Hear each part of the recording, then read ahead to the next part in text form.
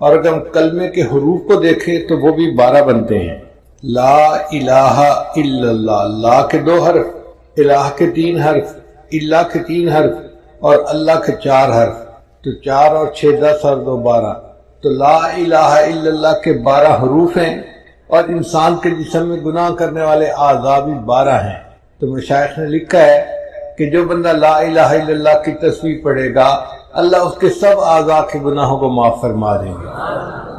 سال کے 12 مہینے ہوتے ہیں۔ لا الہ الا اللہ کا ذکر کرنے والا بندہ جب اللہ کا ذکر کثرت کے ساتھ کرتا ہے تو اللہ 12 مہینوں کے گناہوں کو معاف فرما دیتے ہیں۔ حضرت یوسف علیہ السلام 12 بھائی تھے، 11 کوكبا، 11 بھائی تھے اور 12 یوسف علیہ السلام، تو کل 12 تھے بیٹے۔ مگر یوسف علیہ السلام کی برکت سے اللہ نے باقی سب بھائیوں کے گناہوں کو بھی معاف کر دیا تھا۔ تو یہ کلمہ طیبہ بھی ایسا ہے کہ اس کے پڑھنے کی وجہ سے اللہ تعالیٰ انسان کے 12 مہینوں کے گناہوں کو معاف فرما دیتے ہیں۔ قرآن مجید میں ہے جہنم کے 7 دروازے ہیں، لا 7 ابواب۔ تو جو کلمہ ہے نا لا الہ الا اللہ محمد رسول اللہ، اس کے 7 الفاظ ہیں، لا الہ الا اللہ 4 ہو گئے، اور محمد رسول اللہ 3 وہ ہو گئے، تو 7 الفاظ بنتے ہیں۔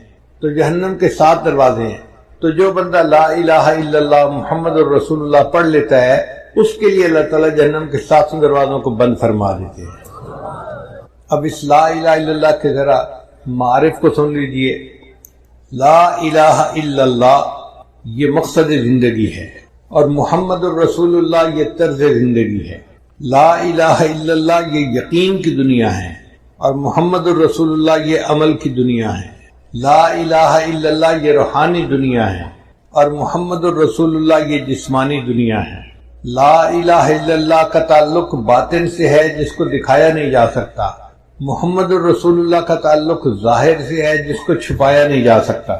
لا الہ الا اللہ باطن کی دنیا کو بسانا ہے، اور محمد الرسول اللہ کا معنی ظاہر کو سنتوں سے سجانا ہے۔ لا الہ الا اللہ یہ قلب کو اللہ کی طرف متوجہ کرتا ہے، اور محمد الرسول اللہ یہ جسم کو عبادت کی طرف متوجہ کرتا ہے۔ لا الہ الا اللہ میں ما سوا کا یقین دل سے نکل جائے، اور محمد الرسول اللہ کا مقصد ہے کہ ما سوا کے طریقے زندگی سے نکل جائیں۔ لا الہ الا اللہ کا معنی منشاء الہی پہ چلنا، اور محمد الرسول اللہ کا معنی منشاء نبوت کے اوپر چلنا۔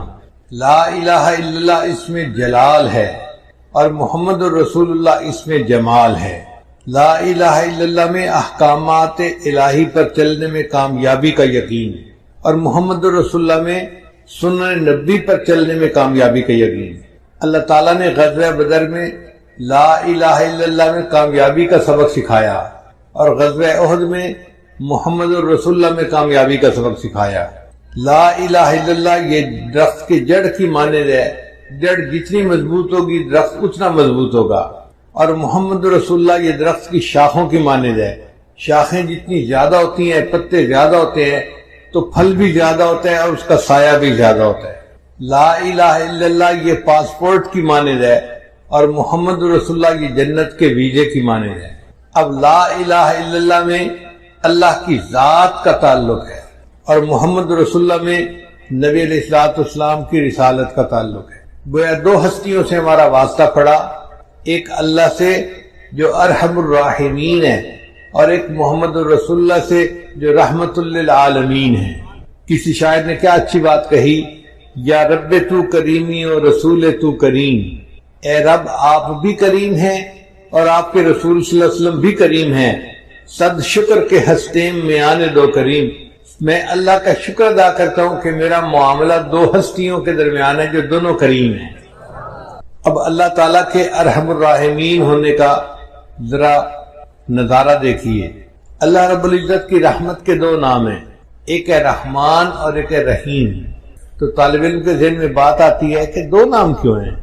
اس کی ایک وجہ ہے، ایک ہوتا ہے بندے کا مالدار ہونا، یہ ایک الگ صفت ہے، اور ایک ہوتا ہے بندے کا سخی ہونا، یہ الگ صفت ہے۔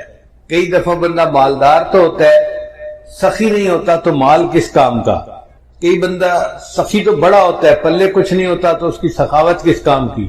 مزہ تو تب ہے کہ مال بھی کثرت کے ساتھ ہو اور سخاوت بھی خوب ہو، تو رحیم کا جو نام ہے نا اللہ تعالیٰ کا، اس کا معنی ہے کہ اللہ تعالیٰ کی رحمت بے انتہا ہے، اور رحمان کا مطلب کہ اللہ کی رحمت خرچ بھی بے انتہا ہو رہی ہے۔ آپ دیکھیں اللہ وہ ذات ہے جس کی رحمت اپنوں پہ بھی دنیا میں خرچ ہو رہی ہے، پرایوں پہ بھی ہو رہی ہے، مومنوں پہ بھی ہو رہی ہے، کافروں پہ ہو رہی ہے۔ کافروں کو اولاد کون دیتا ہے؟ کافروں کو صحت کون دیتا ہے؟ کافروں کو عزت کون دیتا ہے؟ تو یہ سب کچھ نعمتیں ان کو دنیا میں اللہ دیتا ہے۔ اللہ وہ ذات ہے جو رحمان ہے، جو وفاداروں کو بھی دنیا میں دیتا ہے، غداروں کو بھی دنیا میں دیتا ہے۔ اس کی رحمت کی انتہا دیکھیے کہ ہر کسی پر اس کی رحمت خرچ ہو رہی ہے۔ اس لیے یہ دو نام ہیں، رحمان اور رحیم۔ رحیم کا مطلب وہ ذات جس کی رحمت اتنی کہ کوئی اس کی انتہا ہی نہیں، اور رحمان کا مطلب وہ ذات کہ جس کی رحمت اپنے اور پرائے ہر ایک کے اوپر خرچ ہو رہی ہے۔ حدیث مبارکہ میں آتا ہے کہ اللہ رب العزت نے اپنی رحمت کے 100 حصے کیے، اور ان میں سے ایک حصہ اللہ نے مخلوق میں تقسیم کیا۔ یہ جو مخلوق میں محبتیں نظر آتی ہیں نا، ماں کو محبت اولاد سے ہے، خامد کو بیوی سے ہے، بیوی کو خامد سے ہے، بھائی بہن کی محبت، دو بھائیوں کی محبت، پیر کو مرید سے، مرید کو پیر سے، استاد شاگرد، شاگرد استاد۔ مخلوق میں جتنی محبتیں نظر آتی ہیں یہ اس ایک حصے کے آگے حصے در حصے ہیں جو ہمیں ملے ہیں۔ اب آپ غور کیجئے کہ اگر وہ کھرب ہا کھرب حصہ جو کسی ایک ماں کے حصے میں آیا، اس کی وجہ سے ماں کو اولاد سے اتنی محبت ہوتی ہے، تو جس پروردگار کے پاس 100 حصے رحمت ہے اس کو بندوں سے کتنی محبت ہوگی، ہم تو اس کا اندازہ ہی نہیں لگا سکتے۔ سچی بات تو یہی ہے کہ رحمت تو اللہ کے پاس ہے، یا پھر رحمت للعالمین کے پاس ہے، اور باقی تو سارے پانی کے بلبلے ہیں۔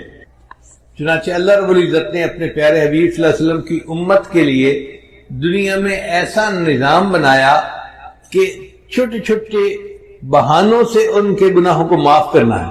اب ذرا غور کیجئے کہ کوئی بندہ نیکی کا ارادہ کرتا ہے نا، ابھی نیکی کی نہیں ہے، صرف دل میں ارادہ کیا، مصمم ارادہ کیا، تو ارادہ کرنے پر فرشتہ ایک نیکی نامہ اعمال میں لکھ لیتا ہے۔ ابھی اس نے کچھ بھی نہیں کیا، لیکن چونکہ ارادہ کر لیا تو ارادہ کرنے پر اس کے لیے نیکی لکھ دی جاتی ہے، اور نیکی کا فرشتہ امیر ہے، اور جو گناہ لکھنے والا فرشتہ ہے وہ اس کا ماتحت ہے۔ اب یہی بندہ گناہ کا ارادہ کرے تو گناہ والا فرشتہ لکھ نہیں سکتا، کیوں؟ نیکی والا فرشتہ کہتا ہے بھی گناہ کیا تو نہیں نا، تمہیں کیا مسئلہ ہے، کیوں لکھ سکتے؟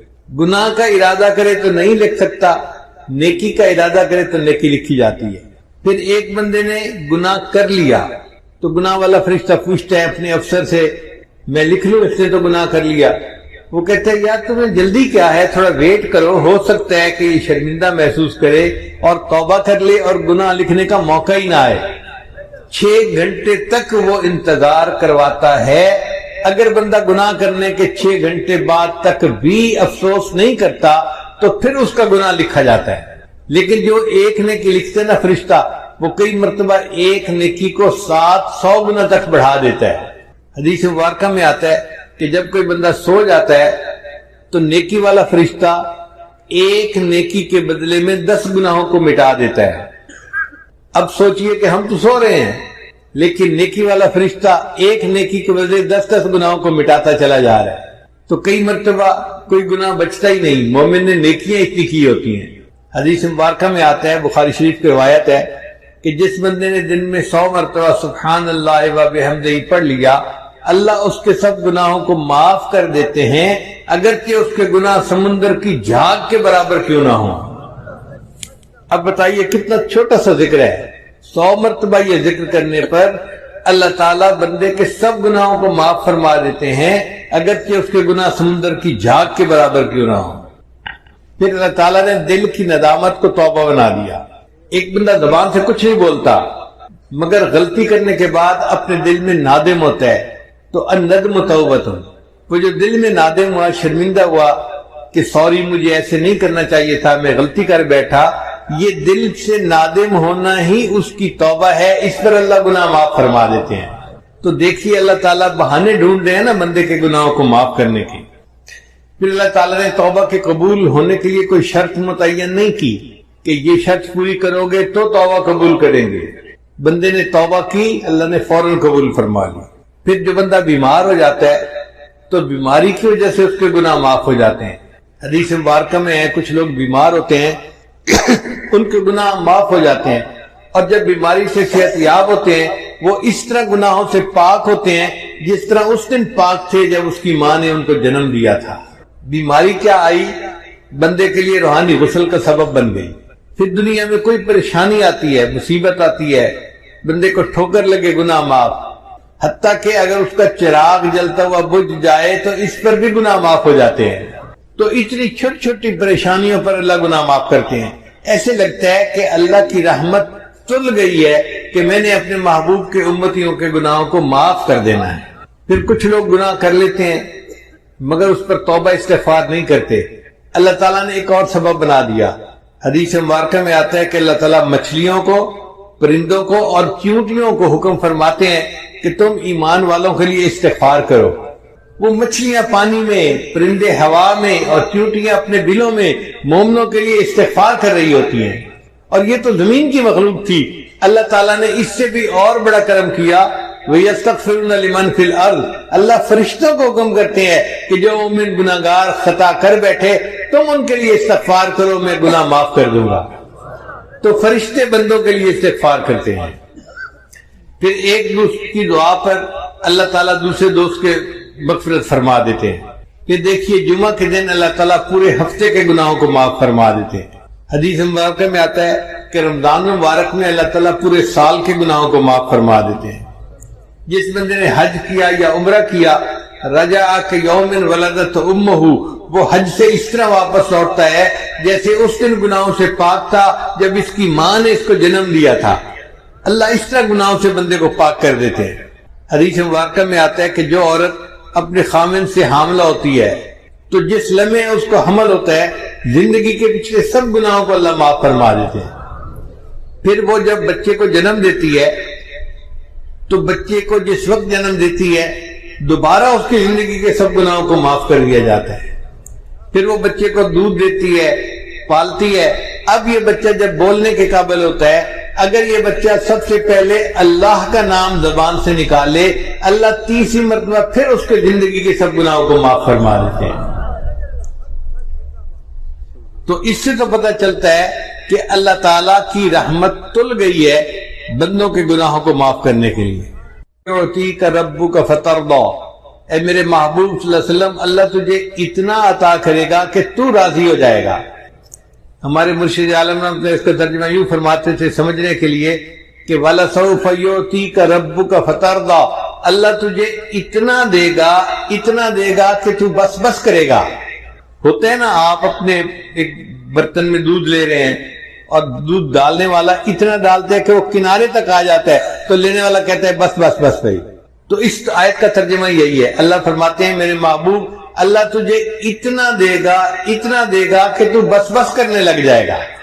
جب نبی علیہ السلام پر یہ آیت اتری تو نبی صاحب نے فرمایا کہ اللہ نے مجھ سے وعدہ کیا ہے میں تجھے اتنا دوں گا کہ تو بس بس کرے گا، اور میں اس وقت تک راضی نہیں ہوں گا جب تک میرا آخری امتی بھی جنت میں نہیں چلا جائے گا.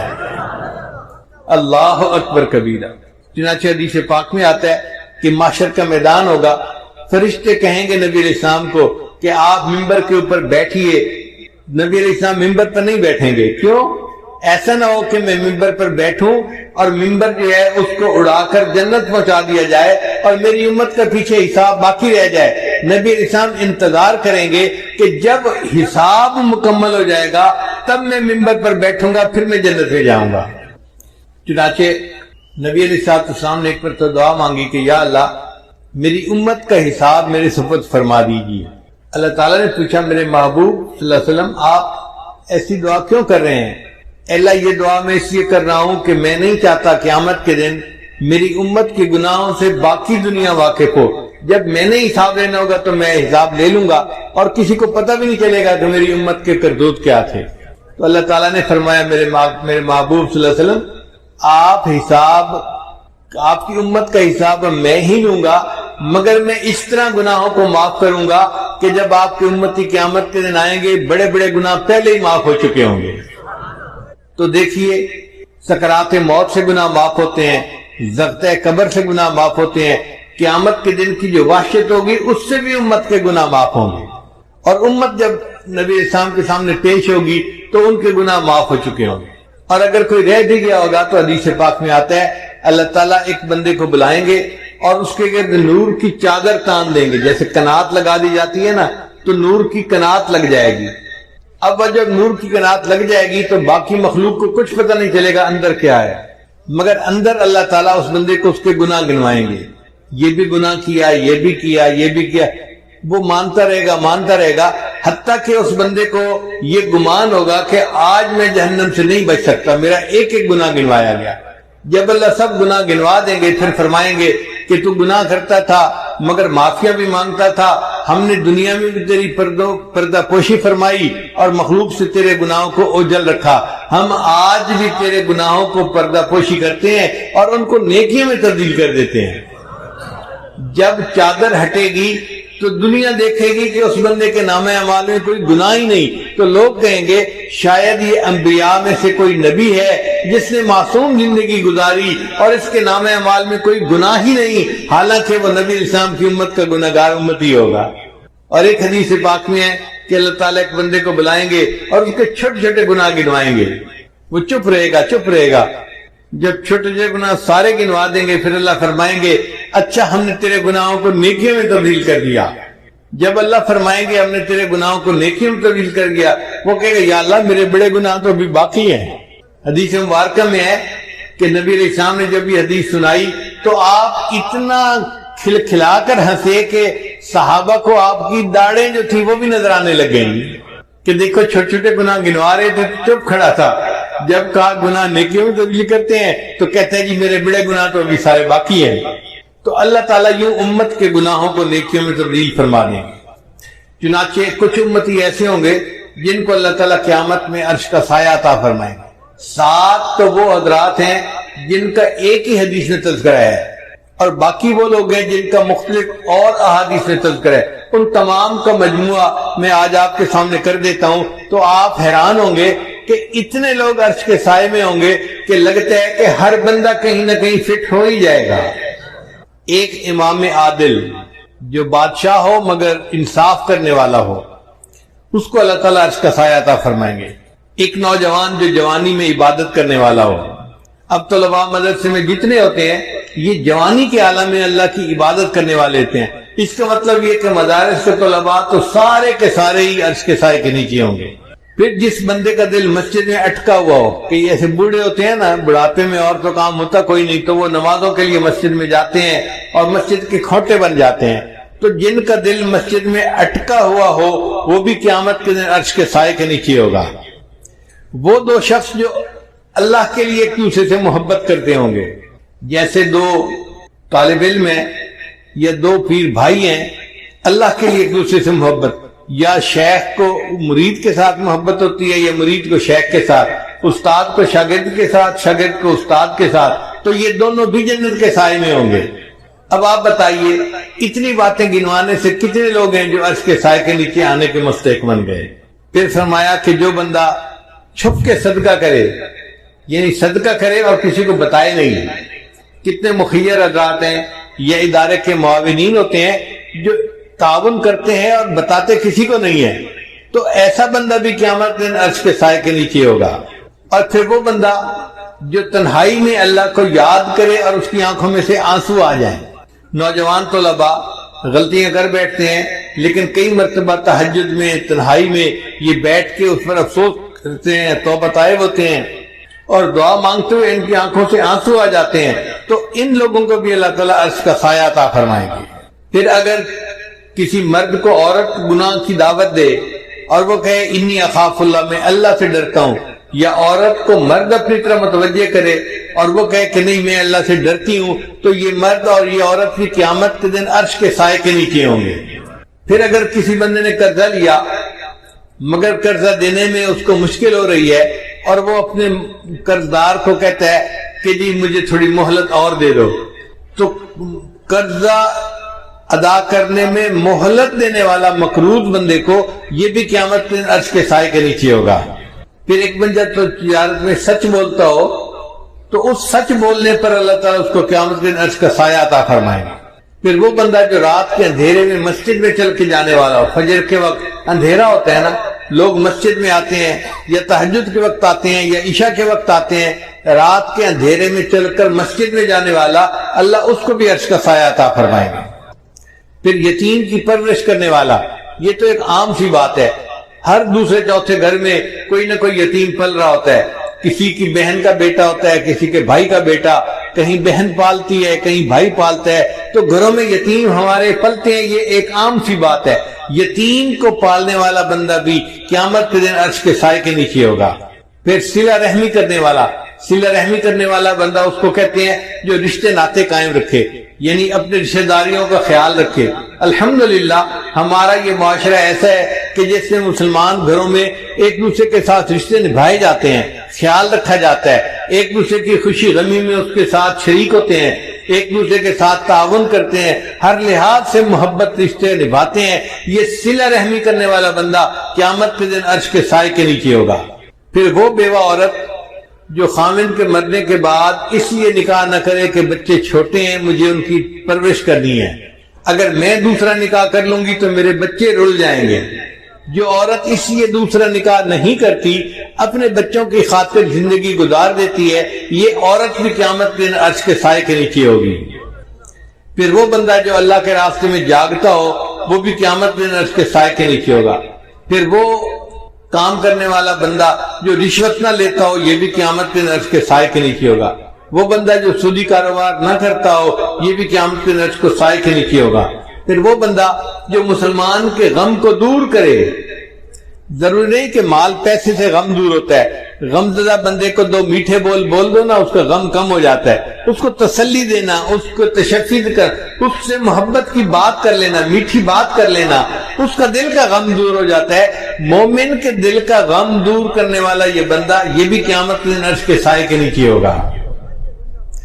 پھر کثرت سے درود شریف پڑھنے والا، اب طلباء کثرت سے درود شریف پڑھتے ہیں، ایک ایک حدیث میں کتنی بار صلی اللہ علیہ وسلم یہ درود شریف ہے، تو اس پر اللہ تعالیٰ ان کو قیامت کے دن عرش کا سایہ عطا فرمائیں گے۔ پھر سنت کو زندہ کرنے والا، جو بندہ نوجوانی میں آج چہرے کے اوپر داڑھی سجاتا ہے، یہ سنت کو زندہ کرنے والا نوجوان ہے، اس کو اللہ تعالیٰ اس عمل کے بدلے قیامت کے دن عرش کا سایہ عطا فرمائیں گے۔ پھر نماز کے وقت کا خیال رکھنے والا، جو باجماعت نماز پڑھتے ہیں، صاف ظاہر ہے وہ اپنی گھڑیاں دیکھتے رہتے ہیں، وقت کا خیال کرتے ہیں اور وقت میں پہنچتے ہیں، ان کو تکبیر اللہ میں شامل ہونا ہوتا ہے۔ اللہ اس تکبیر اللہ کی پابندی سے اس کو بھی قیامت کے دن عرش کا سایہ عطا فرمائیں گے۔ ایسے لگتا ہے کہ اللہ تعالیٰ نے عرش کا سایہ بنایا ہی امت محمدیہ کے لیے ہے۔ سچی بات تو یہ ہے کہ ہر بندہ کہیں نہ کہیں عرش کے سائے میں آنے والے لوگوں میں فٹ ہو جاتا ہے۔ تو رحمت للعالمین دیکھیے نبی اسلام کی کہ انہوں نے اللہ سے دعائیں مانگی اور اللہ نے ان کی امت کے لیے ایسے آسانیاں فرما دی۔ نبی اسلام امت کے لیے بہت دعائیں مانگا کرتے تھے۔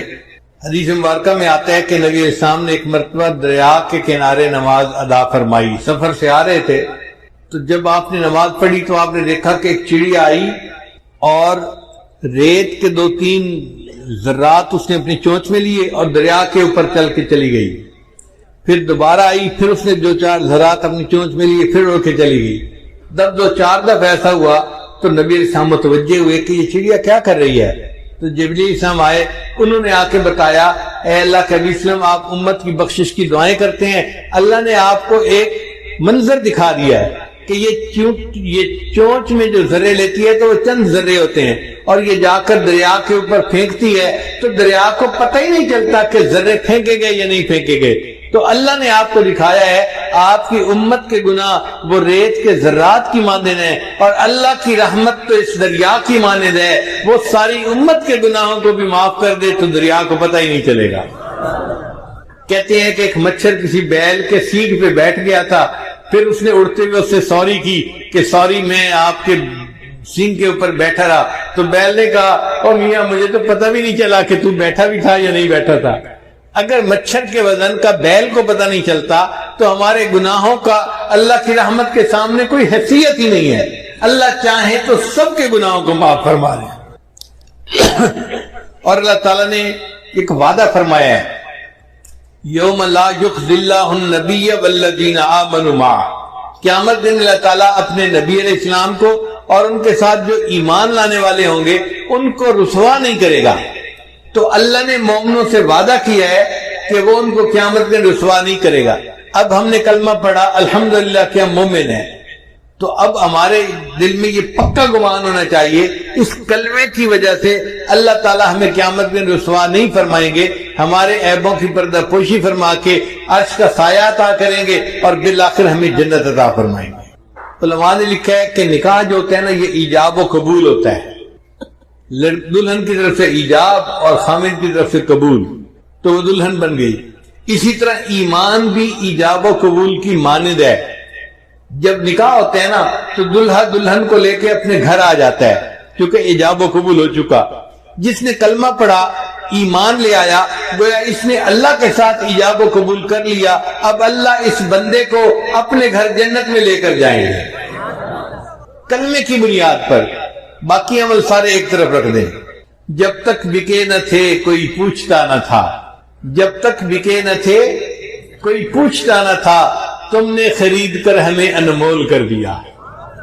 اللہ تعالیٰ قرآن میں فرماتے ہیں ان اللہ اشتری من المؤمنین انفسهم واموالهم بان لهم الجنہ، اللہ نے مومنوں سے ان کے جان اور مال کو جنت کے بدلے میں خرید لیا ہے۔ تو اللہ ہمیں خرید چکے ہیں، جب خرید لیا ہے تو پھر اب وہ ہمیں رد نہیں کریں گے۔ کسی شاعر نے کہا تو بعلم ازل مرادی دی، اے اللہ تو ازلی علم کے ساتھ مجھے دیکھتا ہے، دیدی آنکھ کے بعیب بخریدی، اے اللہ تو نے مجھے میرے عیبوں کے باوجود دیکھا اور مجھے پسند کیا، تبھی تو میرے ساتھ خرید کی ڈیل کی کہ میں نے بندوں سے ان کے جان مال کو خرید لیا ہے۔ تو بعلما ومن بعیبہما، اللہ تو وہی علم والا ہے اور میں وہی عیبوں والا ہوں، رد مکن آنچ خود پسندی دی، اللہ اس کو رد نہ کر جسے تو ایک دفعہ پسند کر چکا ہے۔ تو اللہ رب العزت کی رحمت کی کوئی انتہا نہیں ہے۔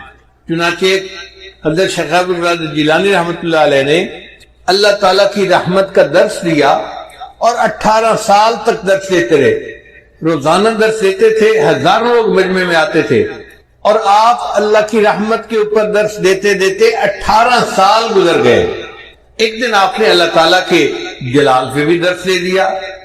اب لوگوں نے جو جلال پہ درس سنا تو وہ تو اتنا روئے کچھ بے ہوش ہو گئے اور کچھ ایک کی تو جان ہی نکل گئی۔ جب یہ منظر ہوا تو اللہ تعالیٰ نے الہام کیا عبد القادر جیلانی تو لوگوں کے سامنے میرے جلال کا تذکرہ کرتا ہے، یا اللہ میں نے 18 سال تیری رحمت کا تذکرہ کیا۔ اللہ نے جواب میں فرمایا تو عبد القادر کیا 18 سال میں میری رحمت ختم ہو گئی تھی؟ جس پروردگار کی رحمت کی یہ انتہا ہو کہ 18 سال تذکرہ کرنے پر بھی رحمت ختم نہیں ہوتی، اس کی رحمت کا قیامت کے دن انعام ہوگا۔ چنانچہ اللہ تعالیٰ قیامت کے دن جو رحمت کے 100 حصے ہیں نا، تو 100 کے 100 حصوں کے ساتھ مومنوں کے ساتھ اپنا معاملہ فرمائیں گے۔ ماں کو اس 100 حصوں میں سے کوئی چھوٹا سا حصہ ملا ہوگا۔ کوئی ماں اپنے بچے کو تندور کی آگ میں ڈال سکتی ہے؟ حدیث مبارکہ میں نبی صاحب نے ایک جگہ پڑاؤ فرمایا تو وہاں ایک عورت تھی جو تندور پہ روٹیاں لگاتی تھی، وہ ملنے کے لیے آئی، کہنے لگی میں آپ سے ایک بات پوچھنا چاہتی ہوں، میں ماں ہوں، میں جب روٹیاں لگاتی ہوں میرا بچہ تندور کے قریب آتا ہے تو میں اس کو دور رکھتی ہوں، میں چاہتی نہیں کہ گرم ہوا بھی میرے بچے کو لگ جائے۔ اگر میں گرم ہوا بچے کو لگنا پسند نہیں کرتی تو اللہ تو بندے سے بہت محبت کرتے ہیں، وہ اپنے بندوں کو جہنم میں کیسے ڈالے گا؟ تو نبی علیہ السلام کی مبارک آنکھوں میں آنسو آ گئے۔ نبی علیہ السلام نے جواب دیا اللہ تعالیٰ تو نہیں چاہتے کہ بندے جہنم میں جائیں، مگر جو اپنے پاؤں پہ خود کلہاڑی مارے اس کا کیا کیا جا سکتا ہے؟ وما ظلمهم اللہ ولکن كانوا انفسهم یظلمون، اللہ نے ان پہ ظلم نہیں کیا، انہوں نے اپنی جانوں پہ خود ظلم کیے ہیں۔ تو ہم گناہ کرتے ہیں اور پھر توبہ کرنا بھول جاتے ہیں، یہ ہماری کوتاہی ہوتی ہے، ورنہ اللہ تعالیٰ تو معاف کرنے کے لیے تیار ہے۔ ایک گناہ میرا ماں پیو ویکھے تے دیوین دیس نکالا، ایک گناہ میرا ماں پیو ویکھے تے دیوین دیس نکالا، تے لکھ گناہ میرا اللہ ویکھے تے وہ پردے پاون والا۔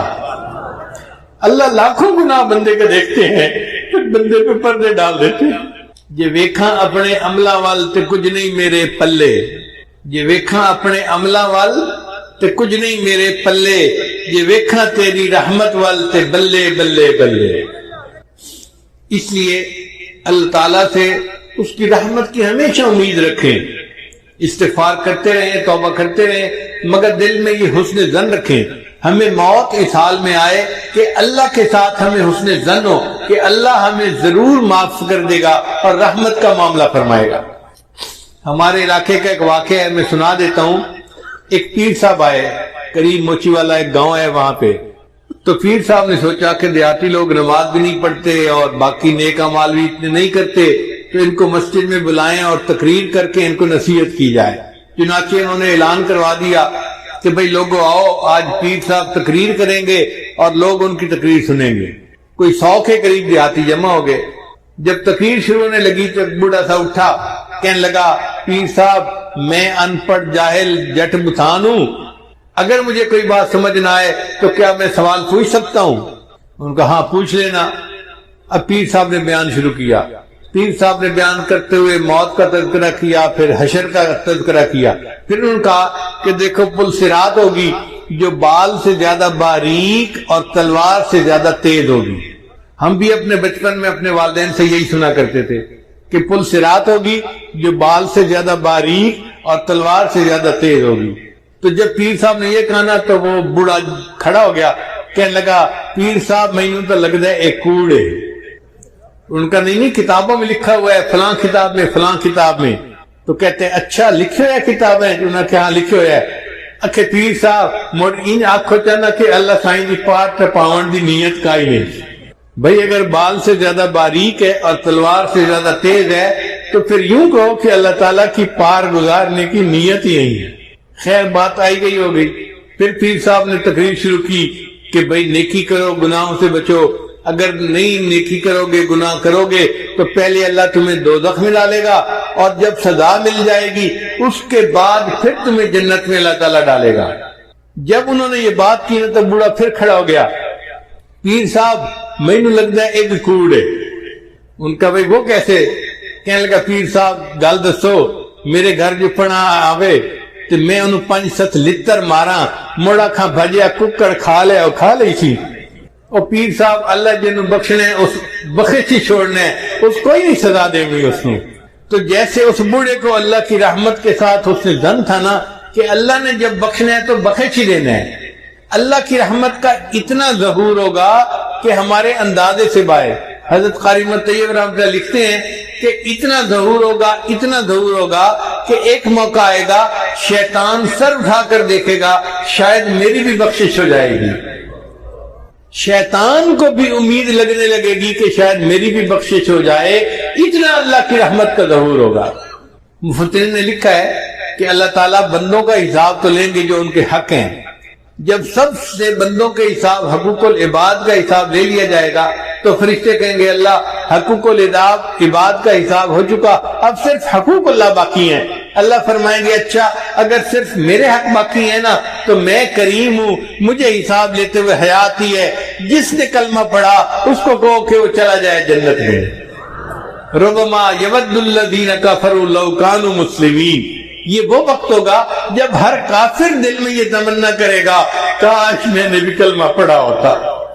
اس وقت ہمیں احساس ہوگا کہ یہ کلمہ کتنی بڑی نعمت ہے جس کے پڑھنے پر اللہ نے ہمارے لیے جنت کے دروازے کھول دیے۔ ایک بزرگ لکھتے ہیں کہ قیامت کے دن اللہ تعالیٰ گناہگاروں میں اپنی رحمت کو تقسیم کریں گے تو فرشتے پوچھیں گے یا اللہ اب کس بندے کو کتنی رحمت دینی ہے؟ تو ہو سکتا ہے اللہ تعالیٰ قانون یہ بتا دے کہ بھئی جس کے گناہ جتنے زیادہ ہیں اس کو رحمت بھی اتنے ہی حساب سے دے دو، تو جو زیادہ گناہگار ہوں گے نا اس کو زیادہ رحمت میں سے حصہ ملے گا۔ بے گناہوں میں چلا زاہد جو اس کو ڈھونڈنے، بے گناہوں میں چلا زاہد جو اس کو ڈھونڈنے، مغفرت بولی ادھر آ میں گناہگاروں میں ہوں، وہ کرشمے شان رحمت نے دکھائے روز حشر، چیخ اٹھا ہر بے گناہ میں بھی گناہگاروں میں ہوں۔ اتنا اللہ کی رحمت کا ظہور ہوگا کہ بے گناہ بھی کہہ اٹھیں گے میں بھی گناہگار ہوں، مجھے بھی رحمت میں سے حصہ چاہیے۔ چنانچہ حضرت معاذ رضی اللہ عنہ کہتے ہیں کہ نبی علیہ الصلوۃ والسلام نے مجھے بلا کر کہا کہ اے بچے، کیا تم جانتے ہو کہ اللہ کا بندوں پر کیا حق ہے اور بندوں کا اللہ پر کیا حق ہے؟ وہ کہتے ہیں کہ میں نے کہا کہ اللہ کے رسول آپ مجھے بتا دیجئے۔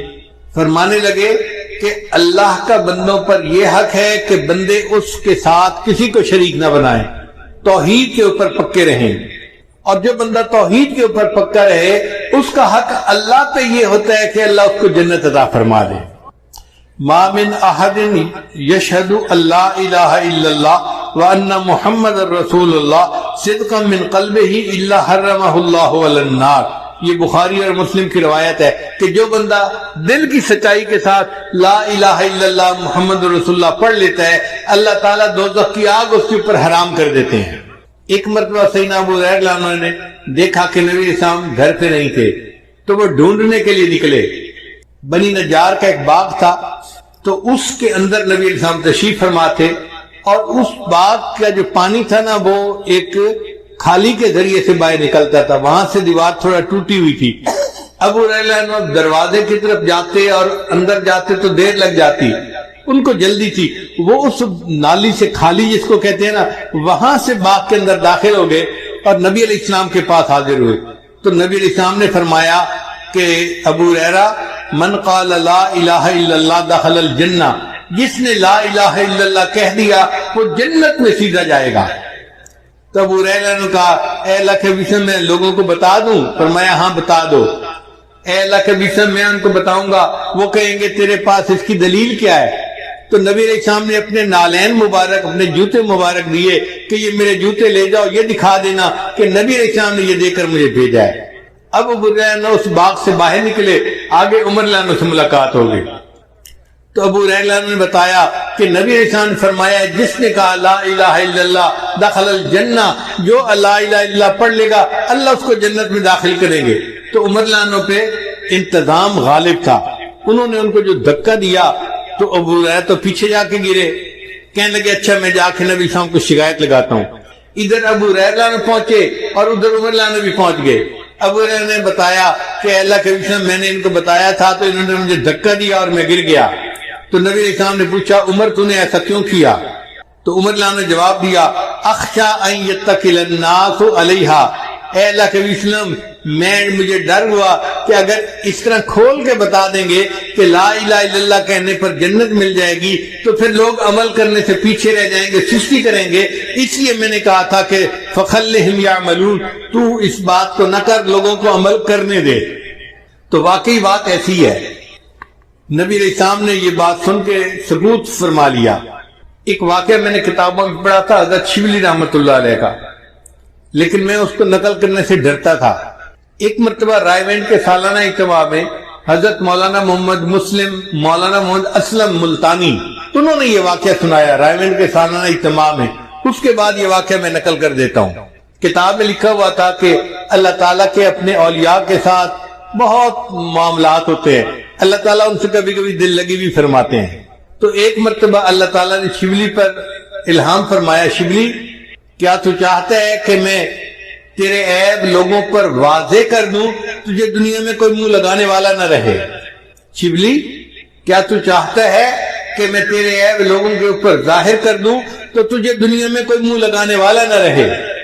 وہ بھی آگے ناز کے انداز میں تھے، کہنے لگے اللہ کیا تو چاہتا ہے کہ میں تیری رحمت کھول کر لوگوں کو بتا دوں تجھے دنیا میں کوئی سجدہ کرنے والا نہ رہے؟ جب یہ الہام ہوا، جب یہ بات کی تو فوراً الہام ہوا شبلی نہ تو میری بات کہنا نہ میں تیری بات کہتا ہوں۔